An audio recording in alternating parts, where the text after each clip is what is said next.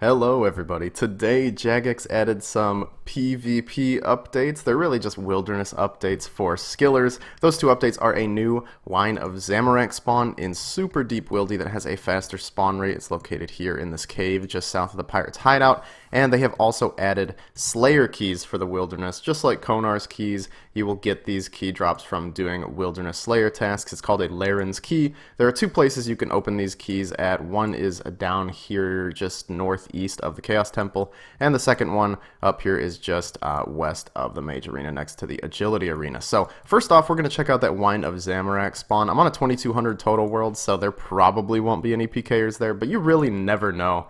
I got PK'd at Scorpia the other day on a 2200 total world, so really don't know what to expect exactly, but let's go see how fast this spawns and see if it's actually worth it for Ironmen or main accounts. Alright, perfect. There is nobody here at the spot, thankfully.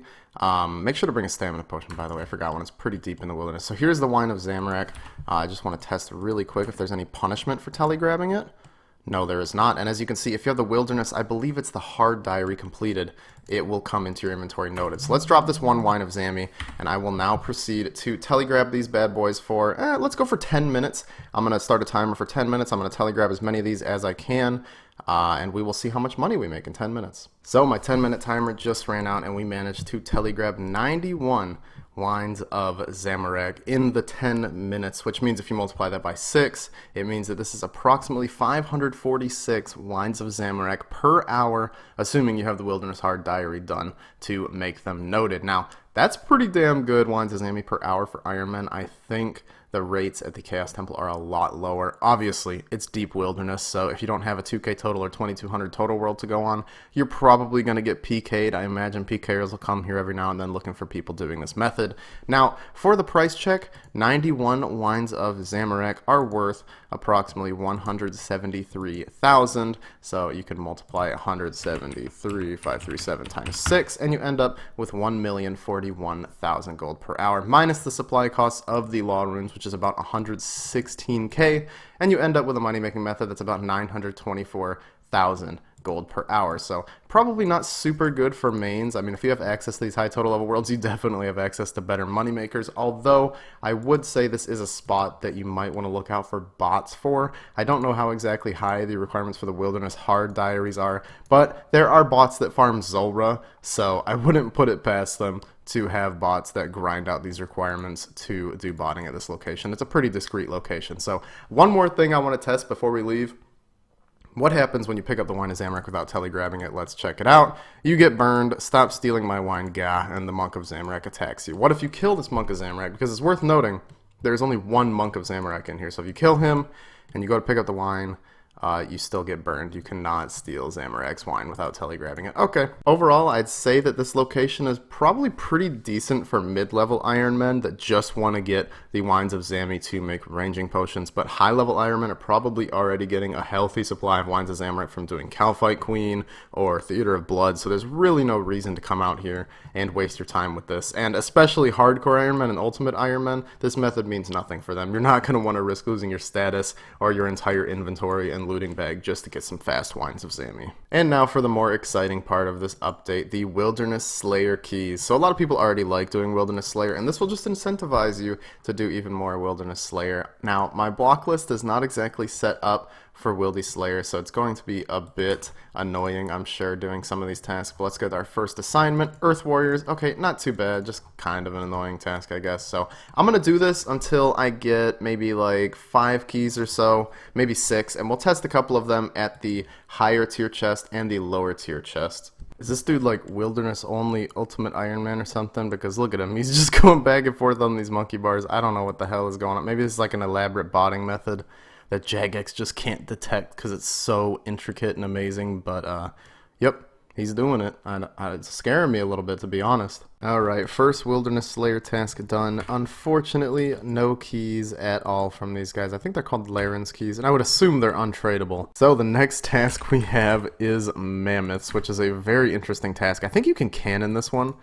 So I am going to bring a cannon to speed this along, but yeah, you get a lot of points from Wilderness Slayer. I haven't done this in a long time since it first came out, so I'm at least going to get those, even if I don't get keys. Well, there's another Wilderness Slayer task with no new keys. We did ever get 2 mysterious emblems and a medium clue scroll, so that's interesting. Next up is Hellhounds. I think the best place to kill those are the Rev Cave. I think you can cannon them though, so this won't be too bad. Well, there's another task with no keys. I don't know how rare these things are, like geez. Alright, Greater Demons time.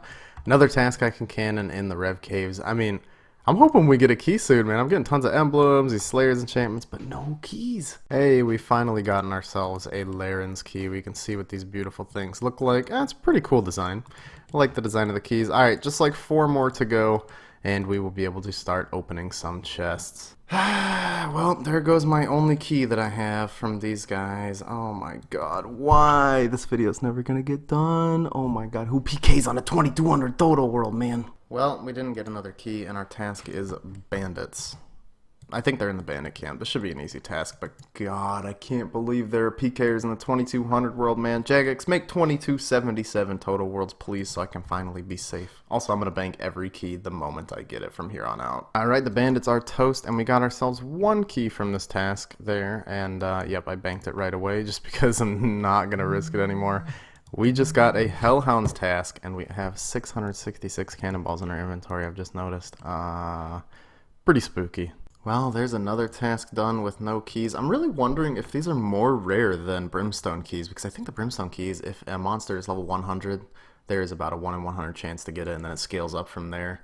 And I've killed a lot of monsters that are level 100, and I've only gotten 2 keys so far, so hopefully I'm just unlucky, and these keys aren't much more rare, because it wouldn't really make much sense for them to make them more rare, as the keys don't even give much better loot than the Brimstone chest, according to the blog. So we finished that Lesser Demon task and got ourselves a key, but I don't know about this task. I think this one's going to go ahead and get skipped, because Avian Seas does not sound fun. Mammoths, now I can do that. There's the Mammoth task done. We got 4 mysterious emblems, but no keys. I'm really starting to question the rarity of these keys, and I have no idea where to kill spiders. Let's go. Well, the spider task is literally the easiest one. It took me, I believe, 2 minutes to finish it. No joke. I'm not over-exaggerating. It was insane.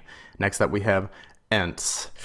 I think I'm going to skip that one. That's a really long task. I don't even know if Ents have a good combat level. Scorpions. Looks like we're going to Scorpius Cave. Let's go. And a little while later, Black Demon task is done with 5 mysterious emblems from it.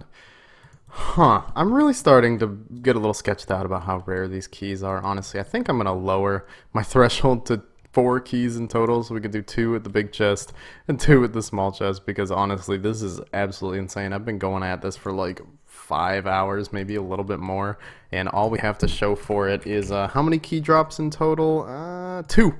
Besides the one that I got PK'd for, I don't want to talk about that. Here we go, the last Laren's key that I need. I could teleport out of here and be done with it, but I'm going to finish up the task just in case we get one more before it's over. You never know. Well, there we go. My 20th Wilderness Slayer task is complete, and we have gathered 4 of these Laren's keys. So I'm going to take 2, and first off, we're going to head to the Crappy Chest, which is located just northeast of the Chaos Temple. Should be pretty quick in and out there, and this is supposed to have worse loot than Konar's chest, at least slightly worse, so we'll see what that's like. Alright, we are here at Laren's small chest. It also seems that Laren is here, so in a minute we'll grab a Ghost Speak amulet and see what he has to say. But first off, let's unlock his small chest 2 times and compare the rewards to what you would get from Konar's chest. We got 2 rune plate bodies, and we got 133 gold ore. So normally from Konar's chest you'll get 1 or 2 of the rune plate bodies, which, you know, seems on par with Konar's chest, and you'll get 100 to 200 gold ore. So this drop here also seems on par with Konar's chest. I was expecting it to be a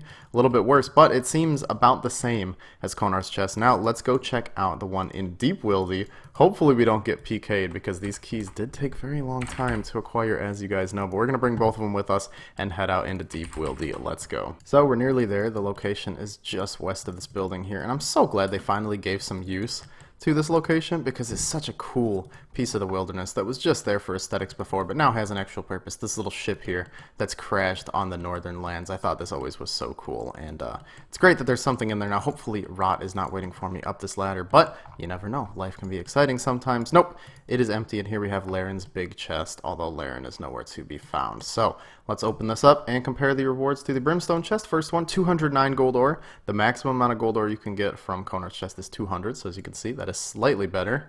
And next up, we got 3 Celastris seeds, which is very good. The amount you get from Konar's chest is 2 to 4. Now, these Celastris seeds are quite valuable. Over a quarter mil for these 2, and then the gold ore is what, 100k?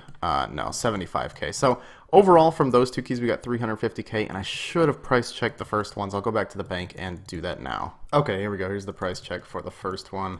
Seems like we got, not so great. It was like 60k per key. But then again, it's really hard to judge the averages based on these 2. It does seem like they are correct in saying that the higher tier chests, they give you slightly more gold per key than the brimstone chest, which is about 100,000 gold on average. So I guess you could probably expect to see maybe 110, 120k GP per average key that you would get in the high chest, and maybe a little bit less, like 80k per key in the lower chest. So my opinions on this is I don't think this is a very good update. I'm cool with the Slayer keys, I'm cool with their function, it's very fun, but there's nothing unique to them, unfortunately. It's just Konar's chest copied and pasted into the wilderness, and it would have been so cool if they had pulled some kind of unique PvP items or wilderness themed items. Even if it ended up just being cosmetic, it would have been nice to have something in these chests to aim for. As it stands now, this is pretty much just a GP per hour buff to Wilderness Slayer, and they're just trying to attract more skillers out into the wild for PKers to kill, instead of promoting actual PKers to get out into the wild, to try out PKing, to play the wilderness as it's meant to be played. So I really don't like this trend of just inviting skillers into the wilderness, so it's not that great. So let's get a Ghost Speak amulet out, and let's go talk to Laren at his location near the Chaos Temple. Here we go. Laren, do you want something, mortal? Let's see. Who are you, and why are you here? Once I was a merchant. I worked hard and became wealthy, very wealthy. I was brave too, storing my possessions in 2 great chests here where few would dare to interfere with them. But I was not strong enough. One day a witch allied with the pirates of the north. Between their strength and her magic, they killed me. The pirates carried one of my chests away to their ship. I keep vigil here now, as it interests me to watch adventurers come to raid this little chest whenever they can find one of my keys. My bigger chest was taken north to the pirate ship. A brave adventurer may like to raid that one instead, if they can handle the perils of the north. I kept more wealth in that one. Okay, can you give me anything, my friend? If you want my worldly goods, open my chests with my keys. Adventurers occasionally find my keys while slaying monsters in the wilderness on assignment from the witch Krystilia. I do not know why Krystilia sends adventurers to find my keys instead of looting the chest herself. Perhaps it amuses her to send people into this land to risk their lives.